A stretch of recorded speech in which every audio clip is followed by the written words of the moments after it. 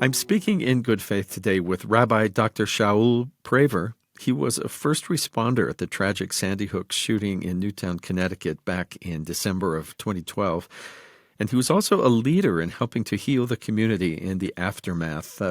Rabbi Praver, thank you so much for making time. Pleasure to be here, Steve. For the rabbi's community work, he's earned the Samaritan Medal of Peace and Humanitarian Accomplishments and was named one of the 50 most influential American rabbis by Newsweek, both in 2013. Congratulations on those recognitions. I know that's not what you're striving for, but it does show that you may be connecting with people and having an effect. One last bit of introduction. When you were presented with that award, there was a mother who wrote, quote, "As a mother of a victim in the Sandy Hook school shooting, I'm so happy that Rabbi Praver is receiving the Samaritan Peace Medal.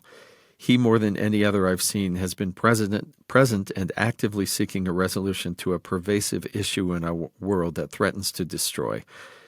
He continues to go above and beyond to make a lasting change in our society and culture, and I know I am deeply grateful for your comforting presence and efforts." That's really a lovely testimony to have received. Wow. Rabbi, let's start from the very beginning as far as how were you raised religiously, and then what prompted the journey to being a rabbi? I was born in Great Neck, Long Island, to a very Jewishly identified family, but not a particularly religious one. We were faithful at eating lox and bagels on Sundays. We had a little bit of Passover, a little bit of Hanukkah, but besides that, not a whole lot more, but the culture was there. I did have a grandmother, my mother's mother, who was from Vilna, Poland, and she came to the United States in 1906. The whole Lower East Side scene, the creators of chopped liver and Schmalz and all of the kind of iconic Jewish images. She was a seamstress, and they were poor. They were from Eastern Europe, not like the firmly established German community that were already professionals and had, were quite more evolved in the American experience. And so she, made schmatas. She sewed garments, and they eked by in the tenements, and they wanted to have prosperity and opportunity, which they gained. And I was born in Great Neck, which is a fairly affluent town, and had every opportunity that they would have dreamed of. But the material opportunities sometimes came at the sacrifice of the spiritual heritage. And this spiritual heritage was brought back to my attention by my grandmother, Sarah Marshall, of blessed memory. And my father is a great humanitarian, also an atheist, but a great humanitarian and great human being. He still lives. He's 98 years old. I'm glad. And he, thank you. And he, for example, to just highlight that, he has built the children's gardens in the memory of the 1.5 million Jewish children that died in the Holocaust. He, a builder by trade, made this beautiful walking tour and place to gather, and enabled Boy Scouts of America to gain merit badges by visiting and learning about this historic event and the lessons of tolerance and intercultural fluency. So that's just to give you an example that sometimes a man, even without faith, religious faith, shames us all with his great love for humanity. But so that's my dad. But I was hungry for a connection, a deeper connection to my religion. And so my grandmother, when she would come and light candles on the Friday night, and would cast a magical spell in the home, which my father loved as well. And I wanted to have whatever that was, like I'll have what she's having, because it was a beautiful, beautiful thing to behold. this actual tangible spiritual entity that she brought into the home, really like a light. And she, her face lit up and she smiled and radiated. So that caught my attention. And later in 1981, I did eventually go to Israel, and that's where I enrolled, formally in yeshivot seminaries and learned the classical curriculum that's offered in yeshivot today. And so that's kind of like a snapshot, I would say the express line to my early childhood to my rabbinical training. And how about a feeling, a connection, not just with tradition, but at some point, was there a connection with God that you keyed into there? Well, I did have three divine encounters, and one took place in 1969, before I was formally religious. And I was really, I was an idol worshiper because I worshiped the New York Mets, and I knew all the stats, and I read it in Newsweek. That's a Long Island paper. And I was just a kid, and was all over that. A fourth grader, did it for my school projects, and loved Cleon Jones. Anyways, they were a bad team, and I was heartbroken. And I remembered clearly, I was in my father's car, and he ran in to buy some nails for one of his projects and other building materials. And he asked me if I wanted to come, and I said no. And I gave forth a very fervent prayer. And I kid you not, that prayer was, God, please do miracles for the Mets. And then they went on. It was crazy, to a winning streak, and they didn't lose any games. And then they won the World Series, and they said, what did they call them?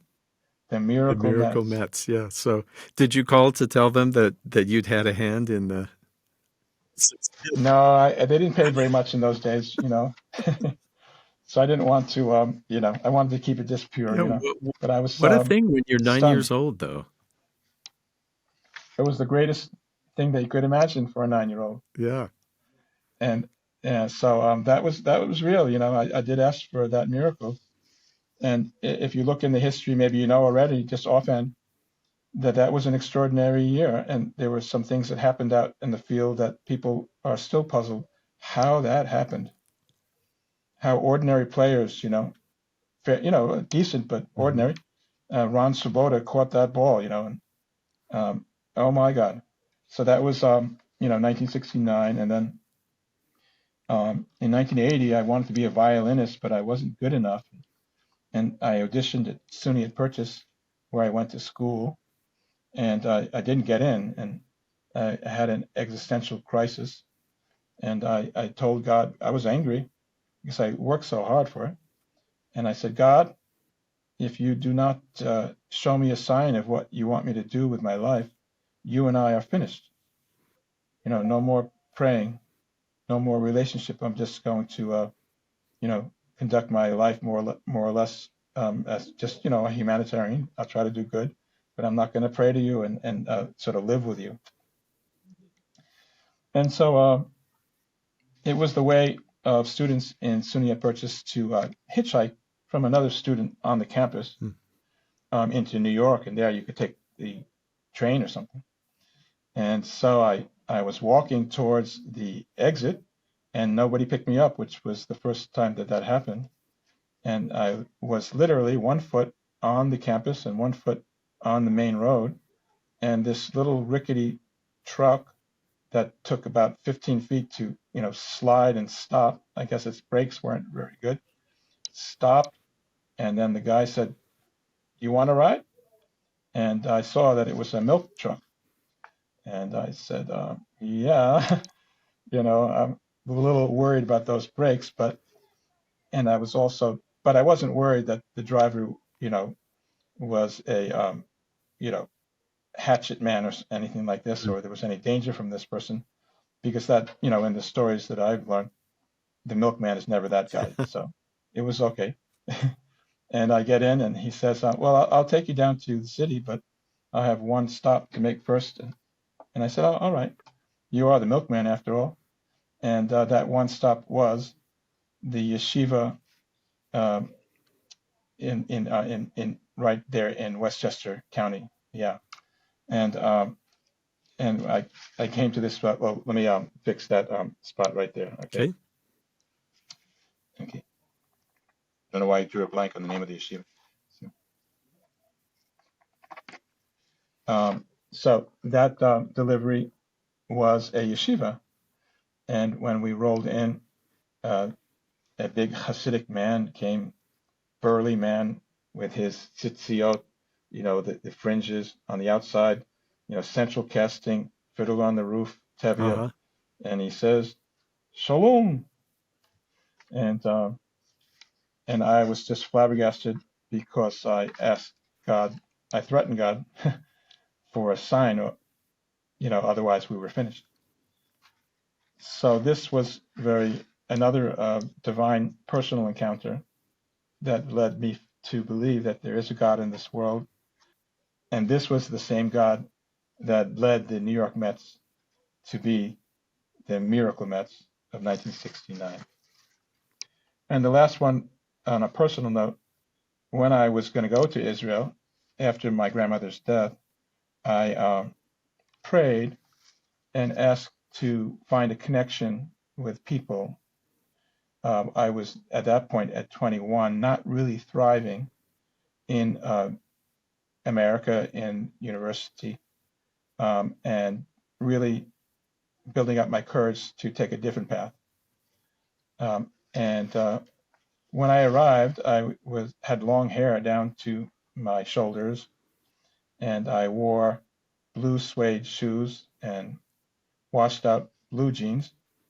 And I arrived through a taxi into the old city of Jerusalem, not realizing that it was a holiday, Simchat Torah, the day in which Jewish people celebrate the reading of the Torah. And there were many different congregations singing loudly. And so I had a big duffel bag, so I picked the closest one. And I went in, and they put my duffel bag to the side, and the children were dancing on the shoulders of adults while the Torah was parading around the synagogue. And then one little kid said to me, Tarim oti, which I knew from his gestures meant lift me up too, lift me up too. So I lifted him up and just joined in with the festivities.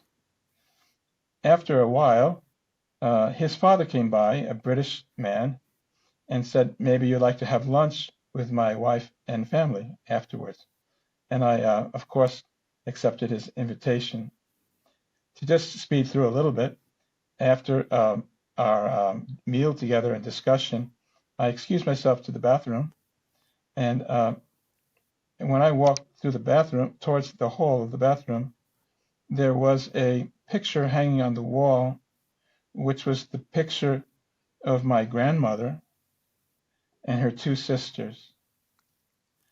And this wife was the granddaughter of my grandmother's sister. Wow.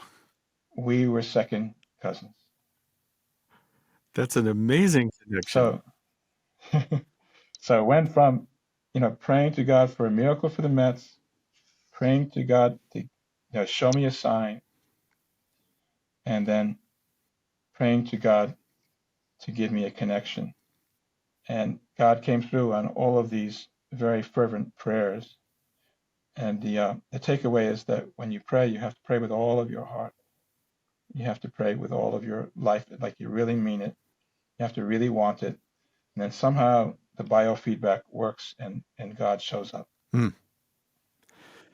And what wonderful experiences to have to sort of ground you and prepare you for when difficult or challenging things come up in the future. And That's right. And so one of these happens in December of 2012 in Newtown in Sandy Hook. And talk to me about your connection there and your initial impressions. And were you driven to reach out to God at that moment? Yes, yes. So that was my longest tenure as in the 23 years of my congregational pulpit life. It wasn't a particularly prestigious synagogue. It was a small community synagogue where I was what we call the kolbo, the one that does everything. That is the rabbi, is the cantor, is the teacher, is the principal, the bottle washer. But I like that, and I like the small setup. It was just like sort of a little synagogue on the prairie in a house, and the people were nice, and we had a nice interfaith clergy group that were close before the incident that occurred in Sandy Hook on the in 2012. So I was there for 12 years, and so that was a pretty long tenure there. And so the whole event was, of course, shattering and surreal, um, but it was also unusual and put the microphone in my hand to say things to the world for a while there, maybe for a year, I would say, Mm. where the media wanted to hear from me, and so I was keenly aware that I was given that opportunity. So I tried to say the right things, and I tried to rise to the occasion. And this ended my full-time pulpit career, but brought me into the field of chaplaincy. Mm. You were described as a first responder to that incident at Sandy Hook. What met you? Were you dealing with parents as in sort of a pastoral role, or how did it happen? Yes, yes, yes. So the parents were not in the school. Now these are the parents who didn't have were not reunited with their children yet. Mm. So that's not very good. So they of course are holding on to every bit of hope, and the room is filled with people that are either hysterical, really freaking out, or very glassy-eyed and withdrawn and numb and very unresponsive and really in shock. Yeah. Like you can't believe that you are the guy that's in that room and you're in this situation. You just can't believe it, and nobody could believe it. The parents couldn't believe it, and the all of the clergy who were now in the room couldn't believe it. But there we were, and it's just you have to be able to be alert and see how you can help.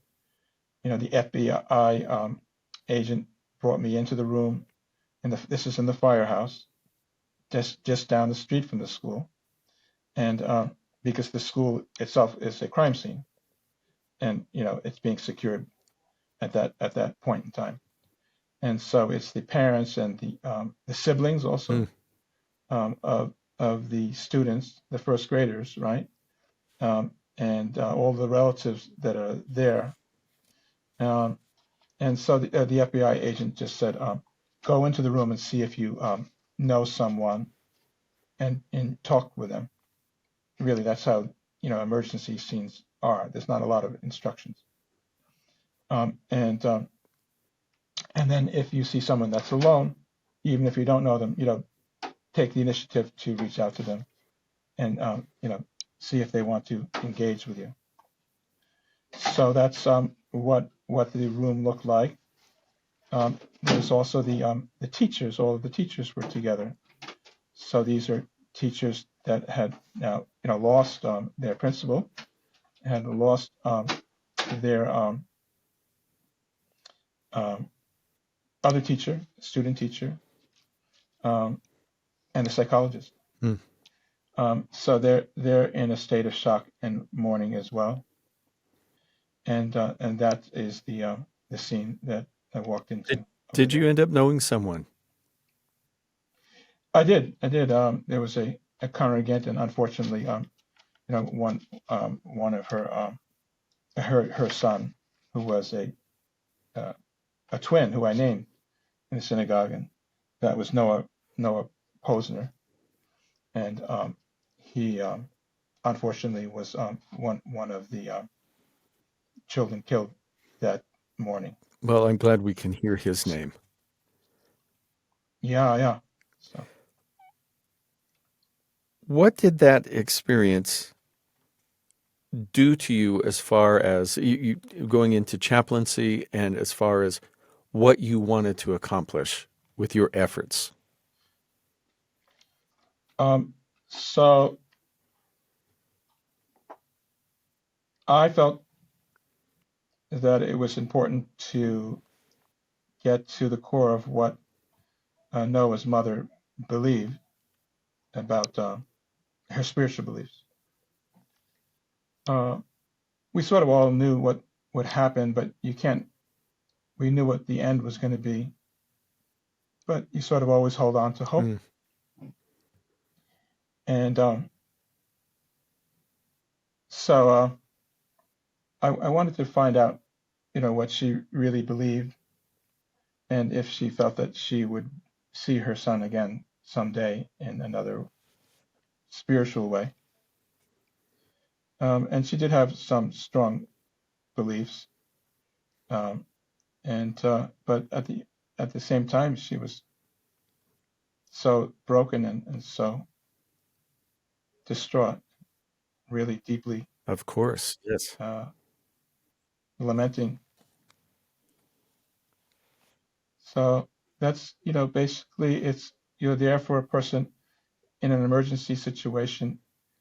Uh, it's like you're with the person, and then the phone rings, and it's their mother, and now the hysteria, or however they react, the high emotion, let's say, starts up again, because now you have to tell the story again, Mm. and that person, your relative that is calling you, is just processing it for the first time themselves. So it's sort of another wave comes, and then then you deal with that, and you with them on that, Wow. and it happens again and again. There's always a question of that people will ask, how could this happen? How could Right. the evil in the world be able to do this to undeserving people? And it is a fact of life, a fact of our existence. How did this affect your understanding or your faith in a higher power?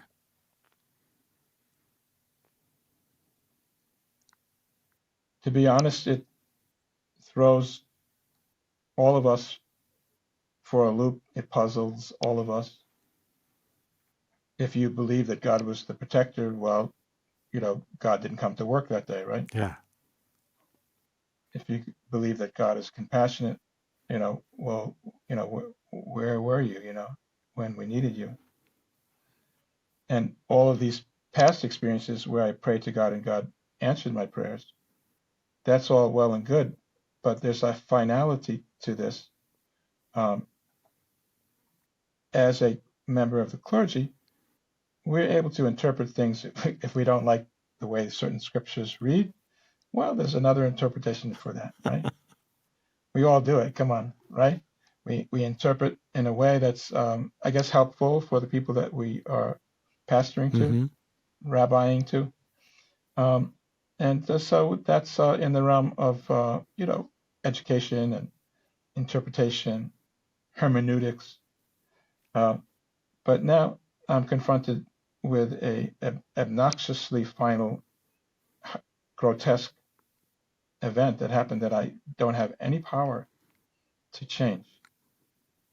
So this brings you to a level of humility, where you are in the realm of, like you're saying why, and I'm saying I don't know. Um, and it brings you to a realm of ambiguity and not knowing.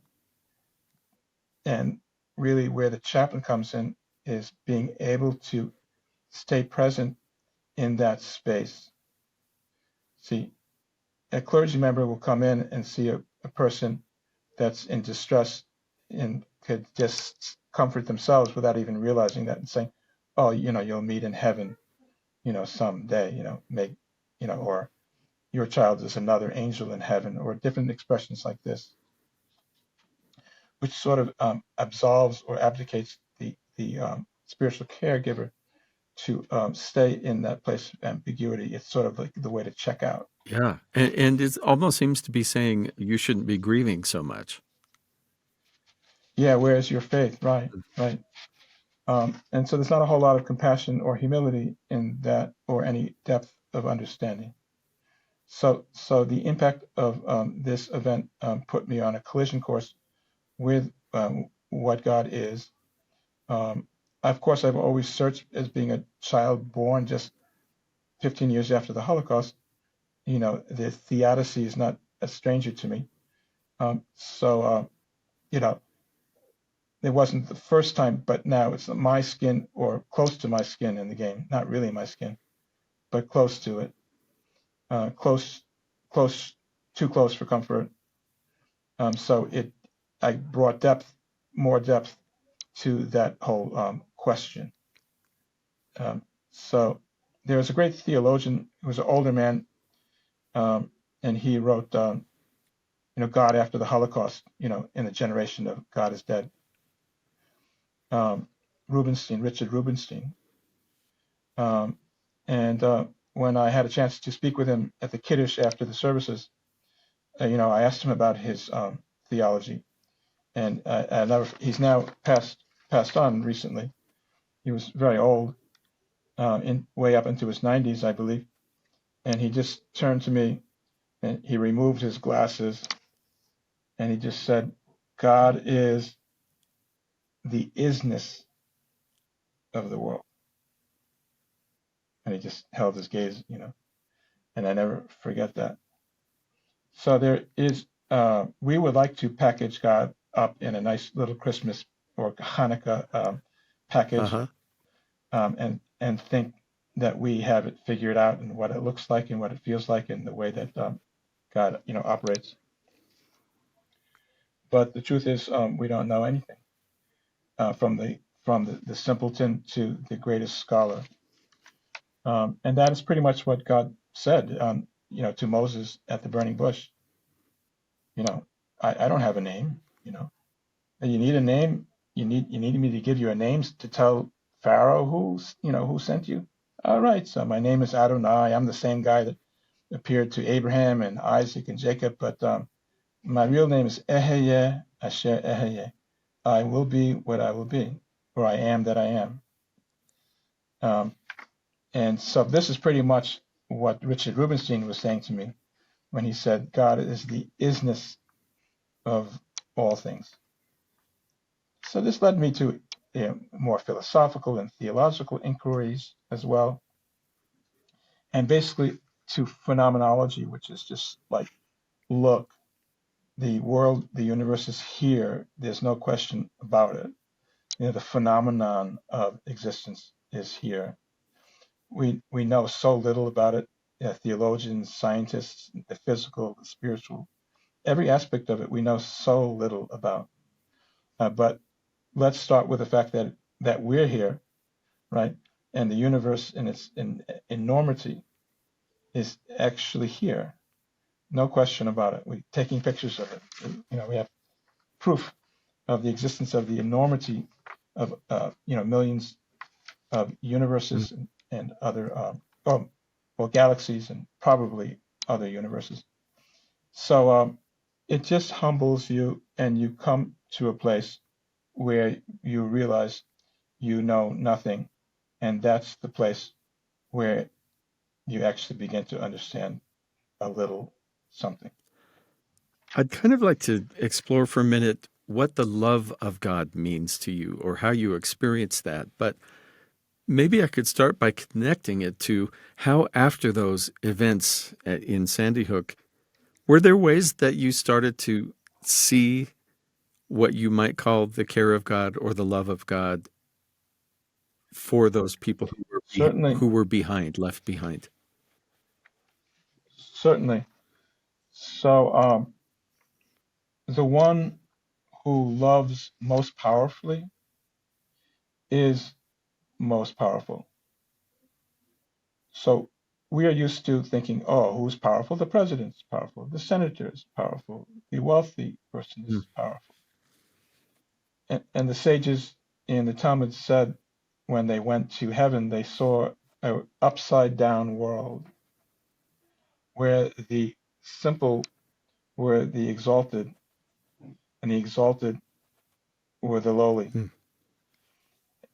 So the world appears to be running in a certain way, but it might be quite different than we really think. The simple person saying an earnest prayer from their heart might be the one that stops wars, might be the one that prevents somebody from committing suicide.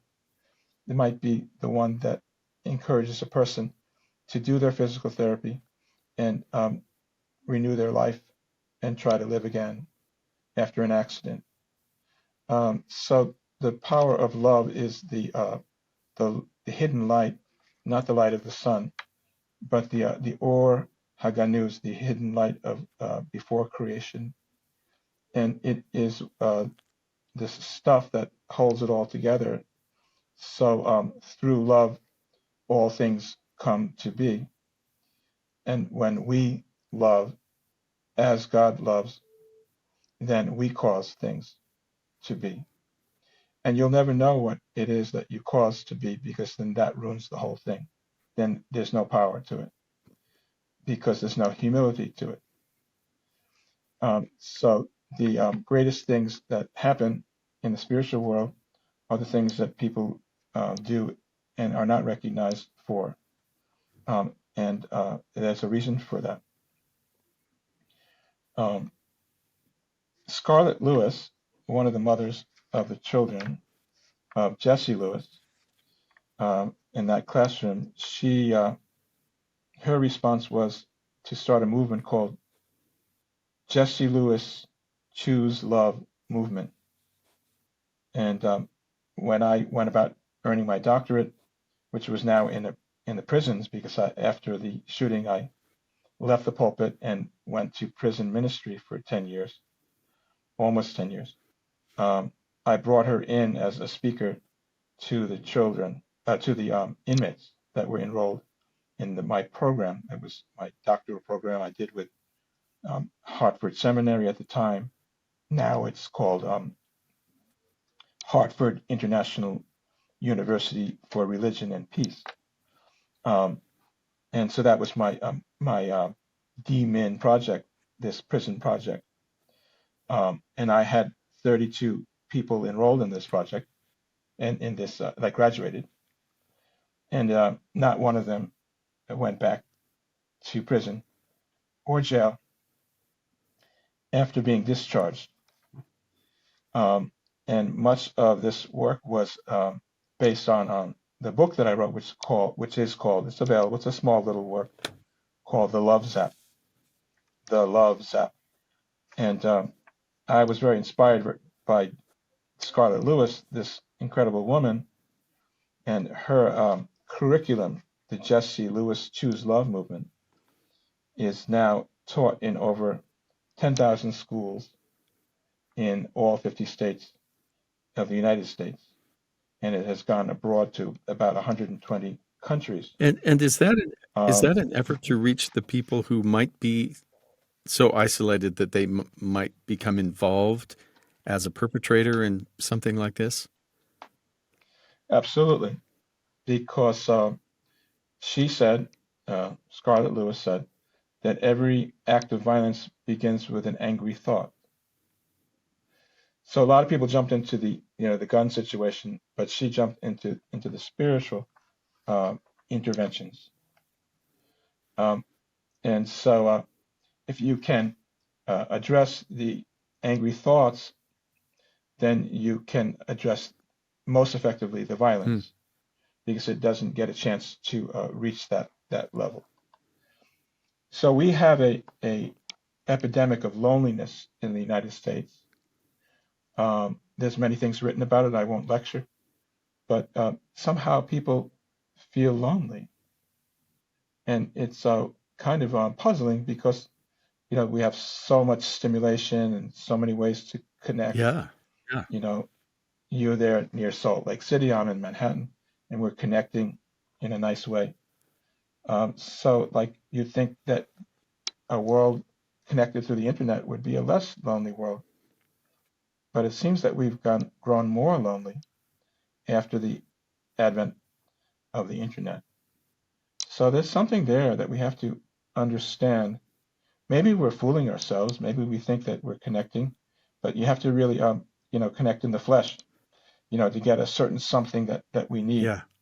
And of course, I enjoy connecting as we are, and this will always continue, and it has its pluses.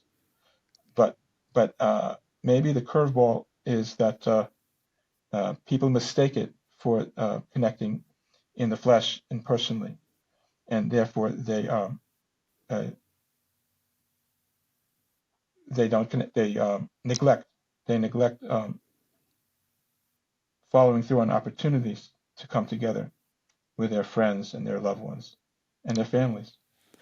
Our time is passing quickly. I do want to ask two final questions, if I could. One is Sure. about what you've seen in interfaith efforts and why, what importance you see. If you've been a chaplain, you've had to obviously be open to the belief systems of understanding them to some degree from the various people you might Hmm. serve.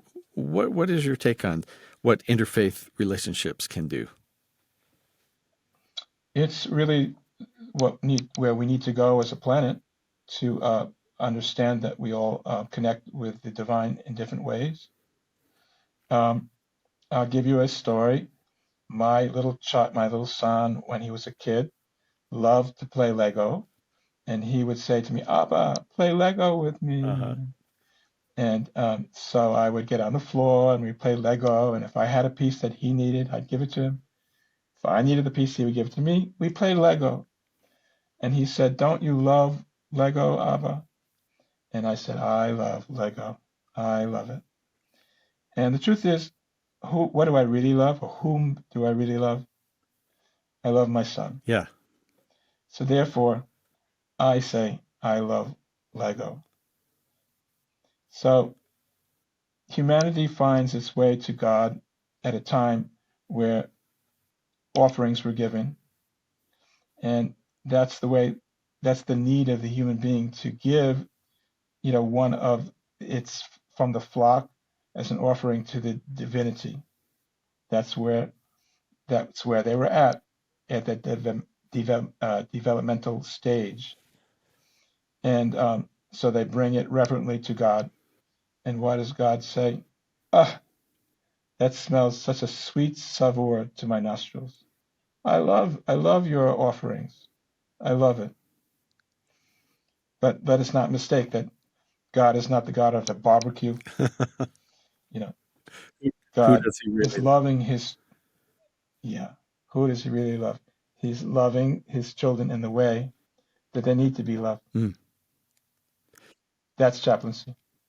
Get past yourself and have love for the things that your patient, your client loves and connects with, and magnify that in a way that will help them in their challenge where you find them. Thank you. This last question is a little bit off to the side, but you have described your grandmother from Poland so beautifully, and her lighting the candles and creating a kind of magic, and then encouraging you on to your schooling and being a rabbi. I want to ask about her. I know you were very young when she passed, but she had She, switched countries. What did she, was she yeah, did she miss that, or was she excited because she was at least there with her descendants in the new country, or what did she feel about? well, well, she like so many Jewish people at the time left because of pogroms. Um, it was a shaky existence, and they came to America, for religious freedom, like so many others. She didn't go to school. She was 13 years old when she came. She had to work as a seamstress. But she taught herself, she learned how to speak English, perfectly. She spoke Yiddish. She spoke Polish. She knew some Russian. And she was a life learner. She became the president of the sisterhood in Great Neck, in Temple, Israel, in Great Neck. And she was a very motivated and positive person. That had a twinkle in her eye and spread that light to all of us kids. Well, the way you described her really made her just solidify an image in my mind and a personality and all the rest. So thank you for letting me ask about that. Rabbi Praver, Sure. is there something I should ask you but I don't know to ask? Or something you'll think, oh, I wish I got to talk about this or the other? Oh, I don't know. We can't do it all in one foul swoop, but I just reach out and call out to the folks in your neighborhood, and wish them blessings, that they find a closeness to God and a domestic harmony in their homes and in the community, and that we should all be able to come together someday soon for, I think, some very important work that will require our unity and our humility to put judgment outside in terms of doctrine and theology, and let love be the guide and the binding sinews that brings our hearts together for something. I think we all believe something great will happen in our world, if not in this generation, in a future generation, and that we should come together and at least play our part in moving the world gently but persistently towards a place of loving kindness, and that when we are together, we will see a purpose to it all, and will understand why this unity is crucial to reach to a higher level, to move from a place of war and strife and suffering, as we say, to go from strength to strength, not from weakness to strength, but let us reach a place of redemption and just move higher and higher into that blessed world of redemption and light and closeness to God and one another. Amen. Amen.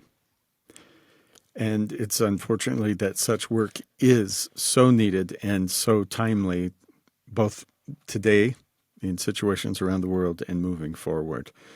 Rabbi Dr. Shaul Yes. Praver, thank you for speaking with me today in good faith. Thank you. Shalom. Shalom.